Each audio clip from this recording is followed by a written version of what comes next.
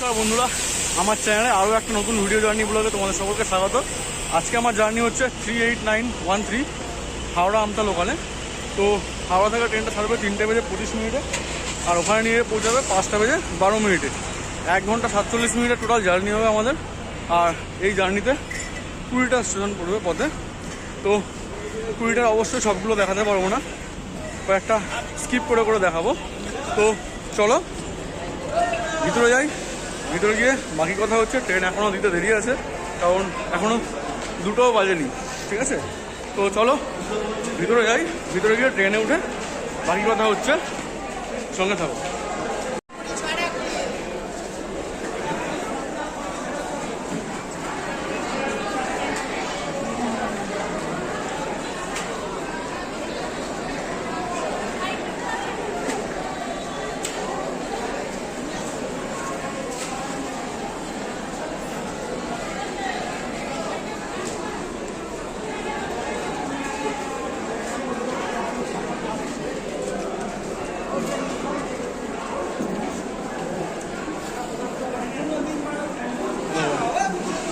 কোনো ট্রেন এখনও দেয়নি। মেদিনীপুর লোকাল, কালকা হাওড়া নেতাজি এক্সপ্রেস, এটা আমাদের ট্রেন এখনও দেয়নি। তো খানিকক্ষণ ভিতরে বসি, তারপরে শুরু হলে দিক ট্রেনটা, তারপরে বাকি কথা হচ্ছে ট্রেনে উঠে সম্ভবত 14 নম্বর স্টেশন থেকে দেবে। দেখা যাক কী হয়, সঙ্গে থাকো।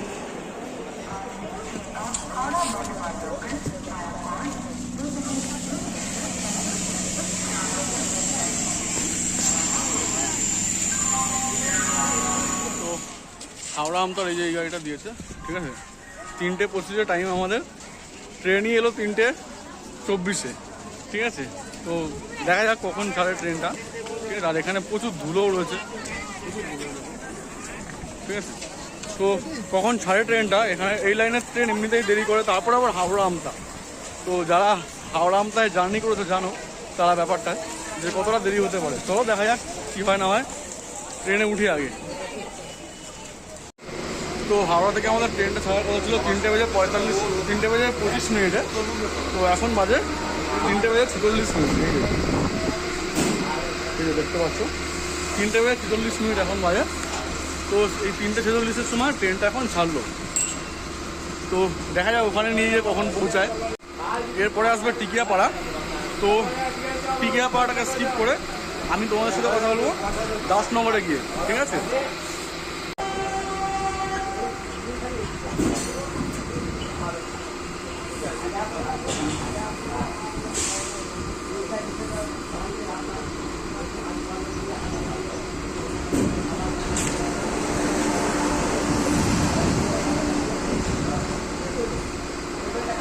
আর এই যে পাশ দিয়ে যাচ্ছে, এটা হচ্ছে শান্তিনিকেতন এক্সপ্রেস, এরকম লেখা আছে।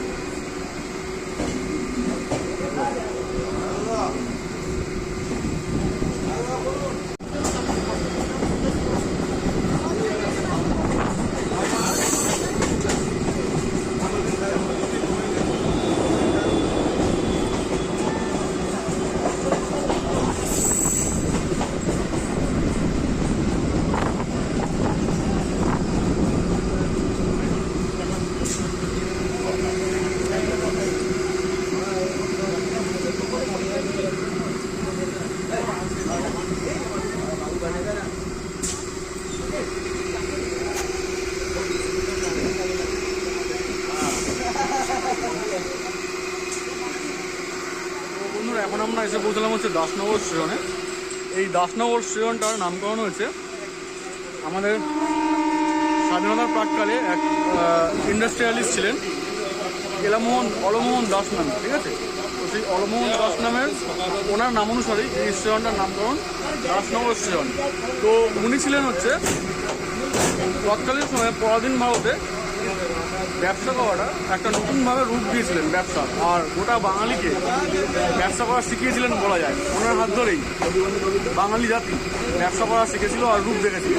তো উনি কটন শিল্প, ওষুধ শিল্পে আর ব্যাংকিং শিল্প এবং বিভিন্ন শিল্পে উনি রিভলিউশন নিয়ে এসেছিলেন। তো তার নাম অনুসারে এই দাসনগর স্টেশন। তো এরপরে পড়বে হচ্ছে রামরাজাতলা স্টেশন। তো রামরাজাতলাটাকে স্কিপ করবো। স্কিপ করে একেবারে চলে যাবো হচ্ছে জংশন, সাঁতরাগাছি জংশনে। তো সাঁতরাগাছি জংশনে গিয়ে দেখা হচ্ছে, সঙ্গে থাকো। আর ভিডিওটা দেখে যদি ভালো লেগে থাকে, এরকম ভিডিও আমার চ্যানেলে আরও আসবে, আগেও দেওয়া হয়েছে, পরেও দেওয়া হবে। তো কাইন্ডলি চ্যানেলটাকে সাবস্ক্রাইব করে রাখো। আর কেমন লাগলো তোমাদের মূল্যবান ফিডব্যাকও কিন্তু দিও কমেন্টে, তাহলে আমি ভিডিওটাকে রেকটিফাই, যদি কিছু খারাপ থাকে রেকটিফাই করতে সুবিধা হবে। আর নিজেও খুব এনরিচ হবো, খুব এনকারেজ হবো। ঠিক আছে, সঙ্গে থাকো।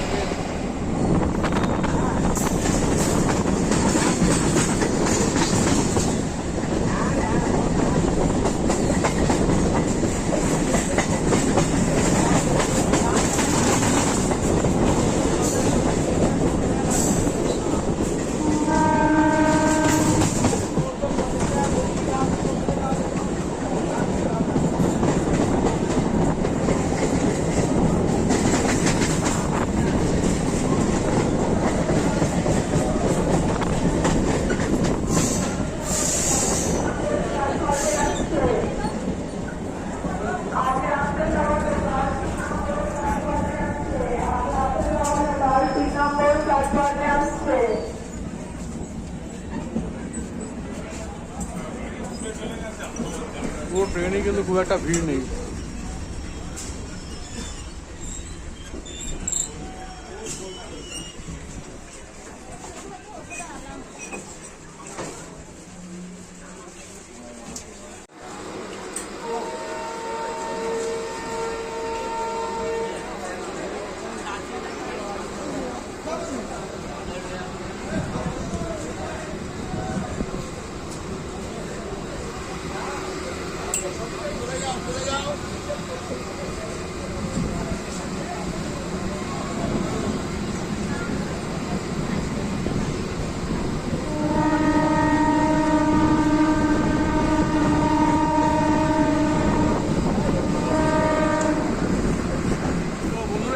ট্রেন ছাড়লো হচ্ছে শালিমার সাঁতরাগাছি জংশন।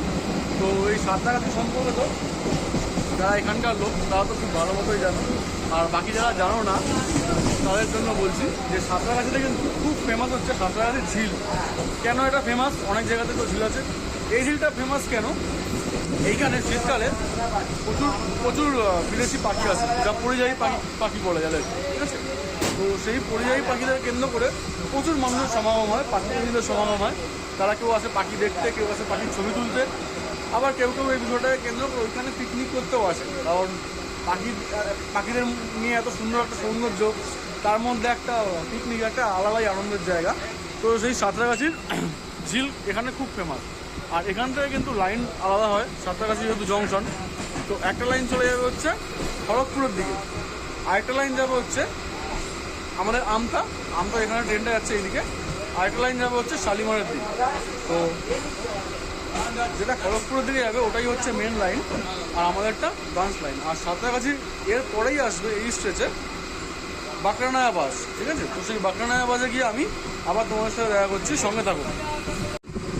আর এখানে ট্রেনের গতিটা হঠাৎ কমিয়ে দিয়েছে, কেন জানি না, হয়তো লাইনে কাজ হচ্ছে। আর এইখানে যেরকমভাবে বানিয়ে রেখেছে জায়গাটা দেখে মনে হচ্ছে এখান দিয়ে একটা লাইন বানাবার প্ল্যান আছে রেলের। দেখো এই পোস্ট, প্রত্যেকটা লাইন করে একটা পুরো পোস্ট রয়েছে ওই তার টাঙাবার জন্য। এই যে বুঝতে পারছি, তার আগেও পোস্ট, 3খানা পোস্ট। তো আর পাশে রাস্তাটাও এরকম, ঠিক আছে? তো এটা দেখে মনে হচ্ছে এখানে লাইন বানানোর পরিকল্পনা রয়েছে। ওই দেখো এই একটা সবাই বসাচ্ছে এগুলোকে, কারণ লাইন না বানালে এরকম পোস্ট তো বানায় না, কারণ ওই রাস্তাটা তো নেই, ঠিক আছে? তো ওইটা দেখেই মনে হলো।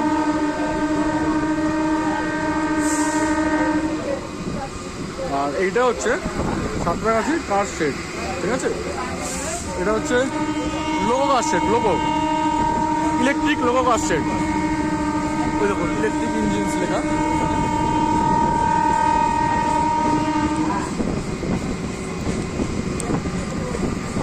Electric shed Santragachi SE railway, south eastern railway.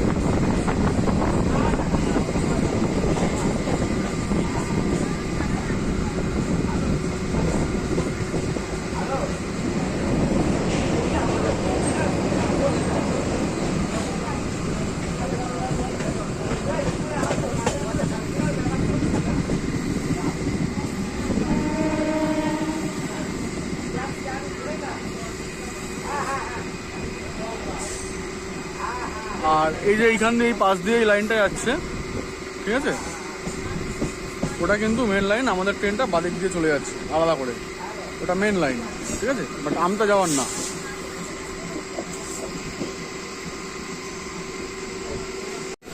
আর সাঁতরাগাছি থেকে আমতা অবধি কিন্তু পুরোটাই সিঙ্গেল লাইন।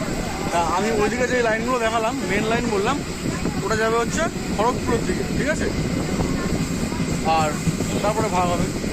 আর এটা যাবে হচ্ছে আমাদের আমতার দিকে, ঠিক আছে। আর সাঁতরাগাছির পর থেকে কিন্তু সিঙ্গেল লাইন, ঠিক আছে। তো পরের স্টপেজটা আসুক, আমি আবার কথা বলছি তোমাদের সাথে, সঙ্গে থাকো।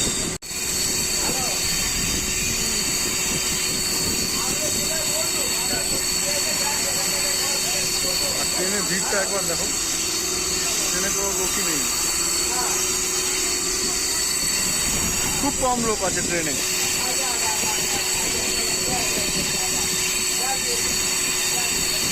আর প্রচণ্ড আওয়াজ হচ্ছে এখানে কিসের লাইন থেকে, লাইনটা বাঁক নিচ্ছে বলে সম্ভবত এই আওয়াজটা হচ্ছে।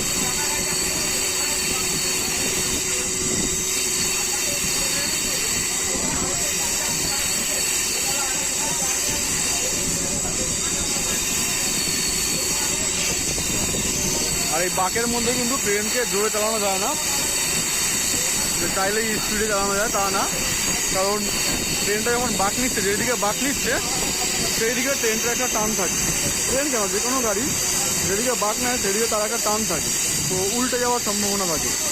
তো সেই জন্য এই বাঁকের মধ্যে তাদের মানে যারা ট্রেন চালায়, লোকো পাইলটদের বিভিন্ন গাইডলাইন থাকে, স্পিডের গাইডলাইন, যে কোন ভাগে কত স্পিডে চালানো যাবে। তো সেই গাইডলাইনের বেশি জোরে কিন্তু চালানো যায় না, ঠিক আছে।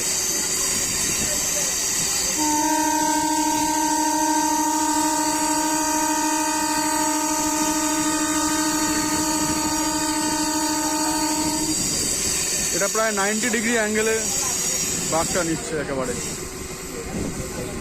এবার এখান থেকে বাঁকটা কমলো অনেকটা, ওই আওয়াজটাও বন্ধ হলো।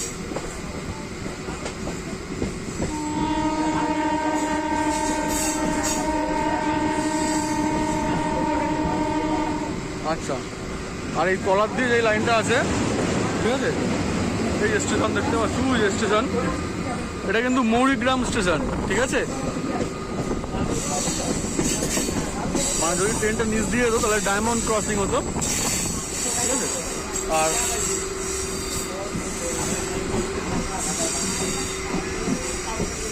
আর ডায়মন্ড ক্রসিং সেইগুলোকে বলে যেখানে কিনা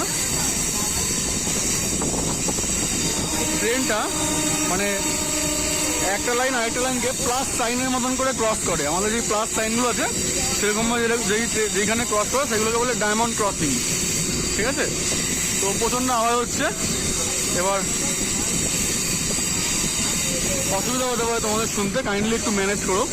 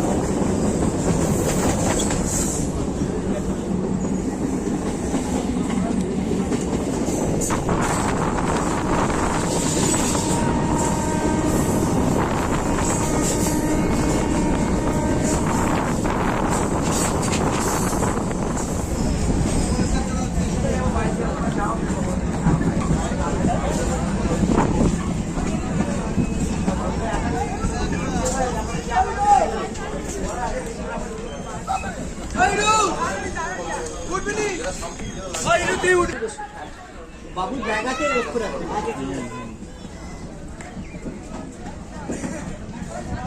হাই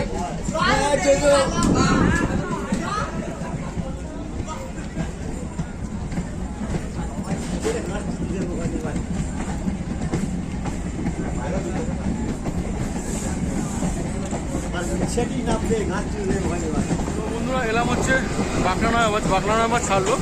বাঁকড়া নয়াবাজে একটা লাইন ডানকুনি থেকে আসে, যায় হচ্ছে আন্দুল, ঠিক আছে।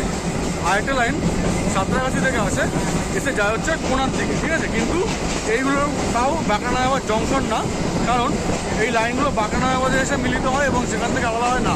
বাঁকড়া নয়াবাজ থেকে অবশ্যই আলাদা হয়, কিন্তু এমন নয় সব জায়গা থেকে, মানে অনেক বিভিন্ন বিভিন্ন জায়গা থেকে এক জায়গায় এসে মিলিত হচ্ছে, ঠিক আছে। বাস স্টেশন মাস্টারের আন্ডারে পড়ে, ঠিক আছে। তো সেই কারণে বাঁকড়া নয়াবাজ কিন্তু জংশন না। আর এই বাঁকড়া নয়াবাজ হাওড়া জেলার বাঁকড়া অঞ্চলে অবস্থিত। আর এটা কিন্তু খড়গপুর ডিভিশনের আন্ডারে পড়ে হচ্ছে এই বাঁকড়া নয়াবাজ স্টেশনটা, ঠিক আছে। তো এরপরে মাঝে আমাদের স্টেশন করবে কোনা। সেই কোনাটাকে স্কিপ করে একেবারে দাঁড়িয়ে গিয়ে কথা বলছি, সঙ্গে থাকো। তো সেই যে বলছিলাম সিঙ্গেল লাইন, এই দেখো সিঙ্গেল লাইন, এখানেও কোনো লাইন নেই আর ওই পারেও কোনো লাইন নেই, এখান থেকে সিঙ্গেল লাইন, ঠিক আছে।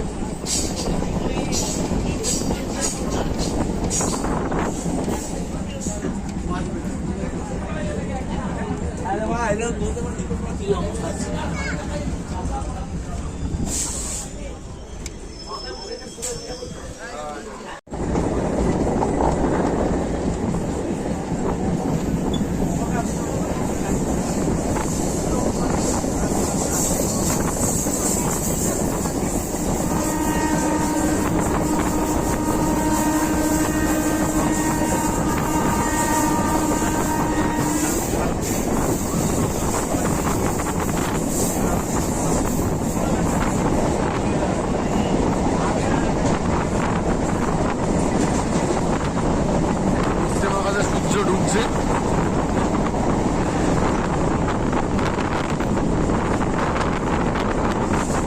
সিঙ্গেল লাইন পুরোটা এবার সিঙ্গেল লাইনে যাচ্ছে ট্রেনটা, দেখো।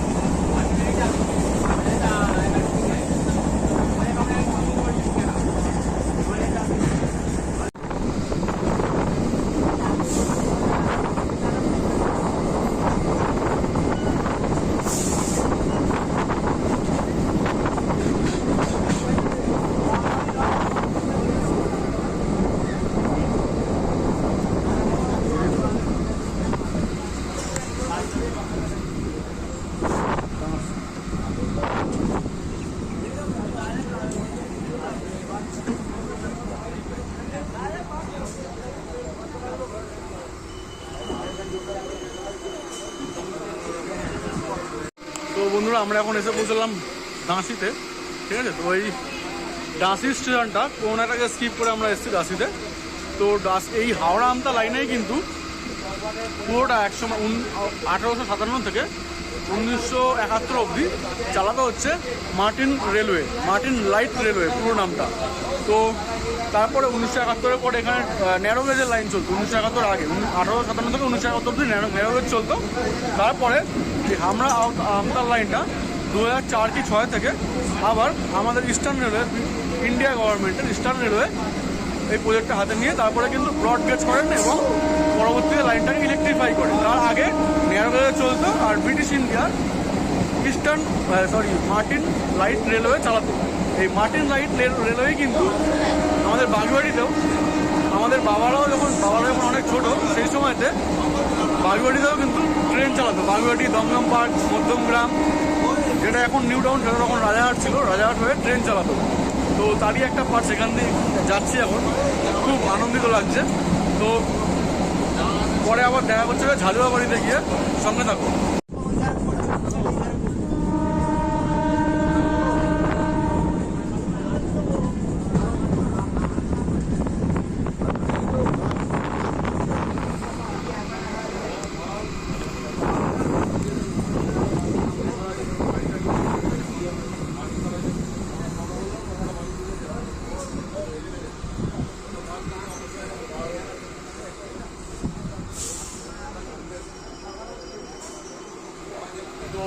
এই যে বন্ধুরা এখন ঝালুয়ার বেড়ে ছাড়ছে, ঠিক আছে। তো এই ঝালুয়ার বেড়াকে আমাদের দক্ষিণবঙ্গের ডুয়ার্স বলা হয়, ঠিক আছে। জায়গাটা এতটাই সুন্দর, এই রুটের সবচেয়ে সুন্দর স্টেশন নাকি এই ঝালুয়ার বেড়াটা। তো গাছপালার পাশাপাশি খুব সুন্দর, আমারও লাগছে। তো এইখানে শীতকালে প্রচুর পিকনিক হয়, রাস্তাঘাটগুলোও দেখো একবার, দেখো এটাকে বলা হয় দক্ষিণবঙ্গের ডুয়ার্স। নাকি এখানে বোঝাই যায় না যে দক্ষিণবঙ্গ না উত্তরবঙ্গ। তো শীতকালে এখানে প্রচুর পিকনিকও হয়, আর অনেক লোক দূর দূর থেকে এখানে পিকনিক করতে আসে, যেমন সাঁতরাগাছিতে আছে তেমন এইখানেও আসে। আমি এটা একটা পেপারে দেখেছিলাম, ঠিক আছে। আর এই যে কথাটা এখনই বললাম, যেটাকে দক্ষিণবঙ্গের ডুয়ার্স বলা হয়, এটা আমি জানতাম না। রিসেন্টলি ঘাটতে যখন রিসার্চ করছিলাম, ঘাটতে জানলাম যেটাকে নাকি দক্ষিণবঙ্গের ডুয়ার্স বলা হয়। এরপরে আসতে হচ্ছে মকরদোয়া, তারপরে আসতে হচ্ছে ডোমজুর। আমি তোমাদের সাথে কথা বলছি সেই ডোমজুরে গিয়ে, সঙ্গে থাকো।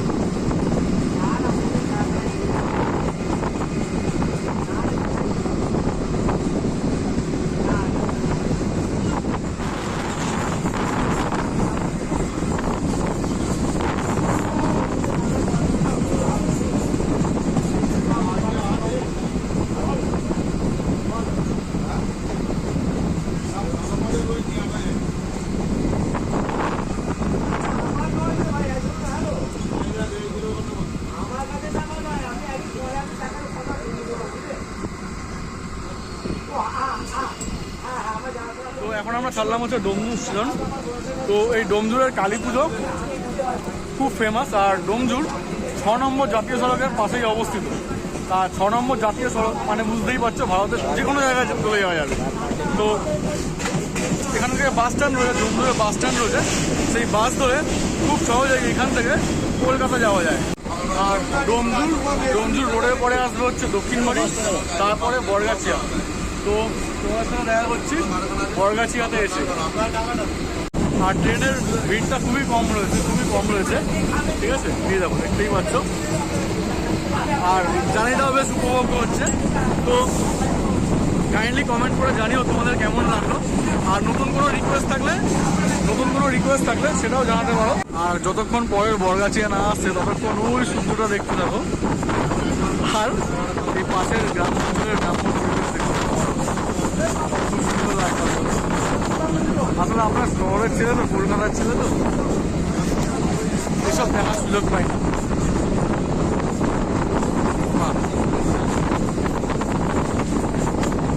আরো বড় মাঠ, আরো বড়।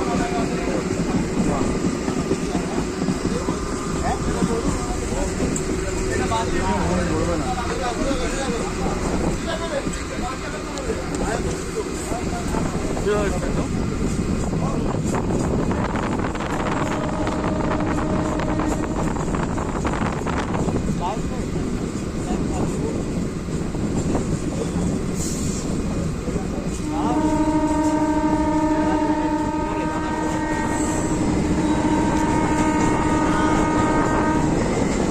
এখান থেকে কিন্তু আমার লাইন নেই, দেখো ডবল লাইন, এখান থেকে লাইনটাকে আবার লুপ করছে, কারণ এখানে কিন্তু ক্রসিং হয়।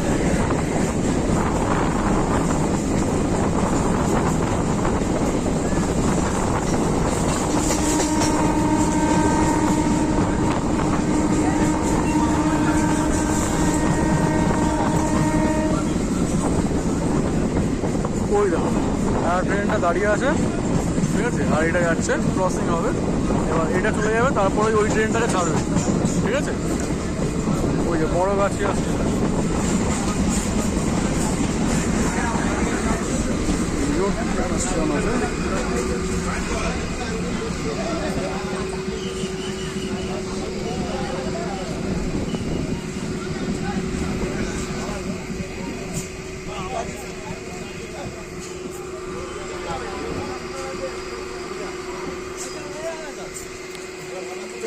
তো এসে পৌঁছলাম হচ্ছে বড়গাছিয়াতে, ঠিক আছে। তো এই বড়গাছিয়া কিন্তু সবজি বাজার বসে সন্ধ্যাবেলা করে, পাইকারি সবজির বাজার বসে। ওই যে পিছন দিয়ে ট্রেনটাকে ছাড়ছে, ঠিক আছে, এটা এলো, বললাম যে ওটা ছাড়বে, এটা এলে পরে তা ছাড়ছে ওটা।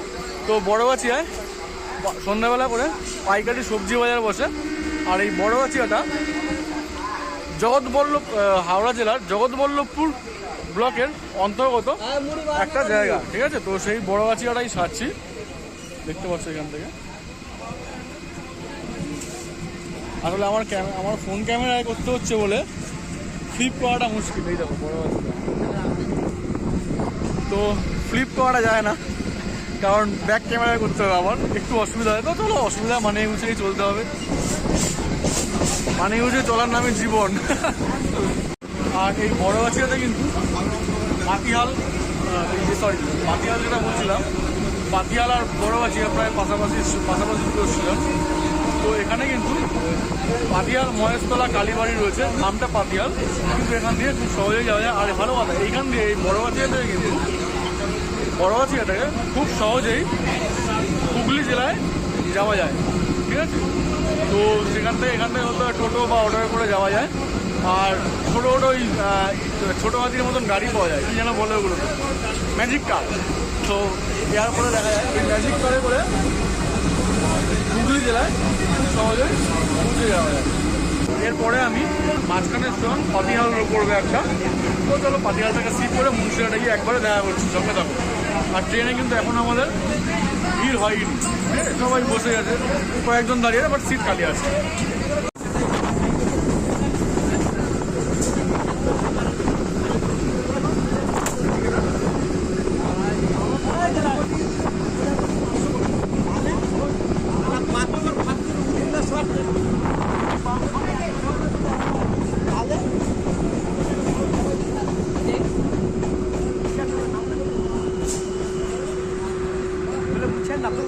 না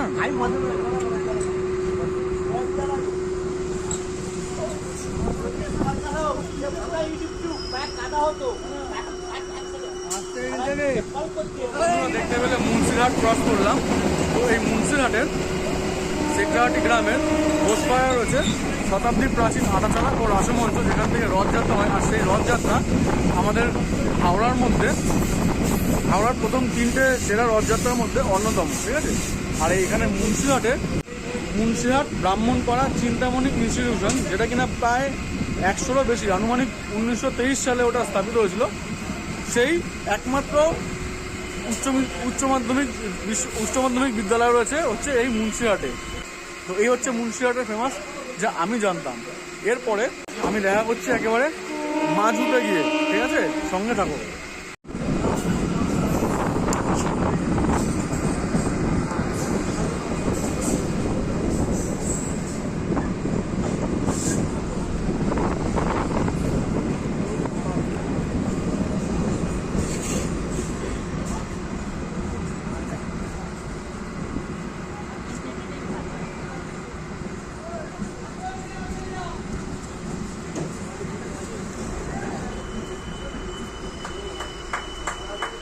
তার নাম হচ্ছে মাজু, ঠিক আছে। তো এই মাজুতে কানা দামোদর নদী আর গ্রিন ইকো পার্ক, খুব সুন্দর ঘোরার জায়গা, পিকনিক হয় এখানেও প্রতি বছর শীতকালে।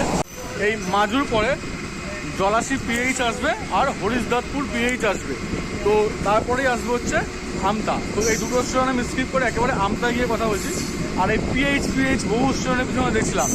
পিএইচের ব্যাপারটা কি আমি জানতাম না, আমি জানলাম হচ্ছে pH stands for passenger halt, ঠিক আছে। তো এই প্যাসেঞ্জার হল্টের বেশ কিছু বৈশিষ্ট্য আছে, আমি দেখলাম যে কোনো সিগন্যালিং ব্যবস্থা থাকবে না, আনলাইক আর 5টা হল্টের মতো। আর কোনো স্থায়ী রেলের কর্মী এখানে চাকরি করবেন না, কাজ করবেন। আরও কী কী যেন বৈশিষ্ট্য দেখলাম, তো সেগুলো সব মনে করে বলতে পারছি না এখানে, তোমাদের কারোর মনে থাকলে এখানে বলো।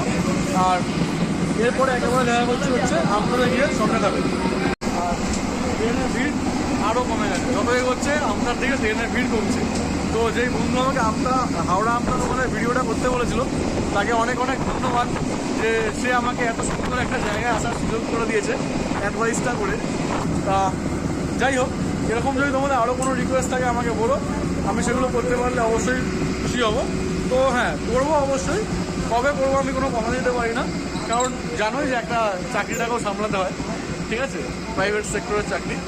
তো খুব ভালোই লাগছে, এনজয় করছি। আর হ্যাঁ, তোমাদেরও যদি ভিডিওটা ভালো লেগে থাকে কাইন্ডলি লাইক করো, কমেন্ট করো এবং নিজের প্রিয়জনদের সাথে, বন্ধুদের সাথে শেয়ার করে আমাকে সাপোর্ট করো, ঠিক আছে। আর অবশ্যই কিন্তু সাবস্ক্রাইব করো, কারণ সাবস্ক্রাইব, লাইক, কমেন্ট করলেই কিন্তু আমি খুব এনকারেজড হই আরও নতুন নতুন ভিডিও দিতে, ঠিক আছে।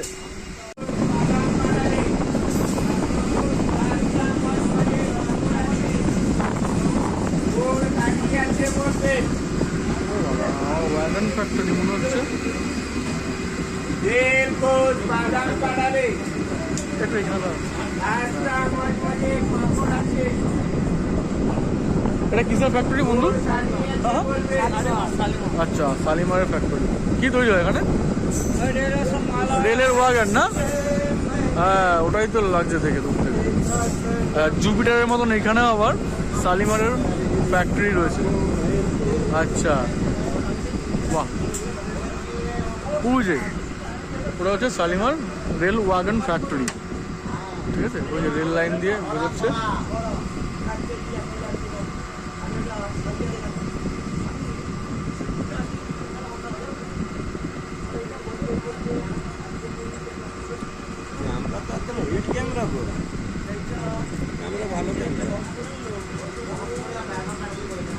পুরো কাছের মতন স্বচ্ছ। হ্যাঁ, আরও স্বচ্ছ ক্যামেরা হয়। আমার তো ফোন ক্যামেরা আর কতটা কি হবে না, এই ফোনের ক্যামেরাটাই ভালো, একদম ফ্রেশ আসছে। সন্ধ্যা গেছে বলে এরকম একটু দেখাচ্ছে। তাও সন্ধ্যের মুখটা যাবেন, এই সময় কালো লাগে, ফসলা আছে। হ্যাঁ, তো এইবারে আমাদের ট্রেন ঢুকছে হচ্ছে আমতাতে।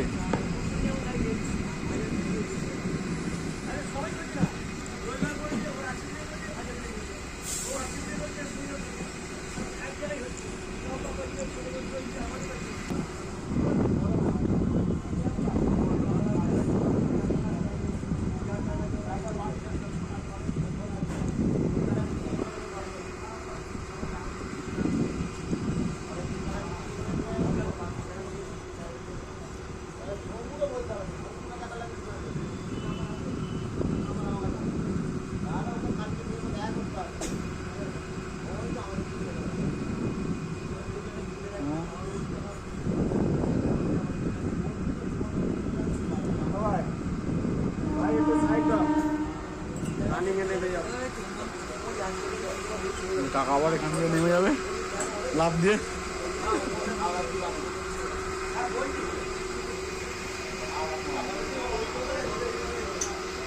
রেস্টুরেন্টটা বেশ সুন্দর, ওই সবাই কি সুন্দর আড্ডা মারছে।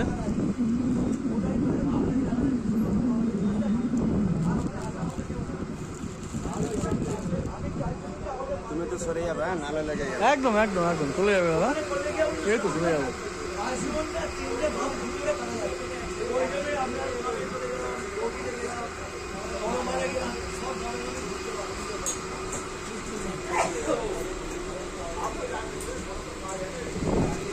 একটু এদিকে আসো না দাদা, একটু এদিকে আসো না। আমি নামবো, তারা ভিডিও দেখে।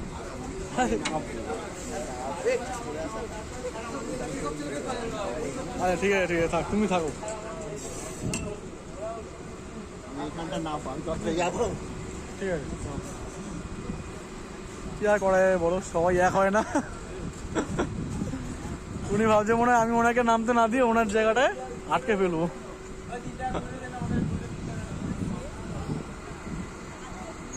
হাওড়া থেকে শুরু করে প্রায় 49 কিলোমিটার জার্নি কমপ্লিট করে আমাদের ট্রেনটার এখানে নামানোর কথা ছিল হচ্ছে 5:12 নামিয়েছে হচ্ছে 5:45।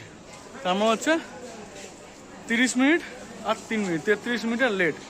তো 33 মিনিট লেট হয়ে যাবে, কি করা যাবে। আর ট্রেনও ওখান থেকেও ছেড়েছে, মানে 3:25 যখন ছাড়বে ট্রেন, মানে যখন ট্রেনের সময় শিডিউল টাইম, সেই সময় ট্রেনই দেয়নি, ঠিক আছে।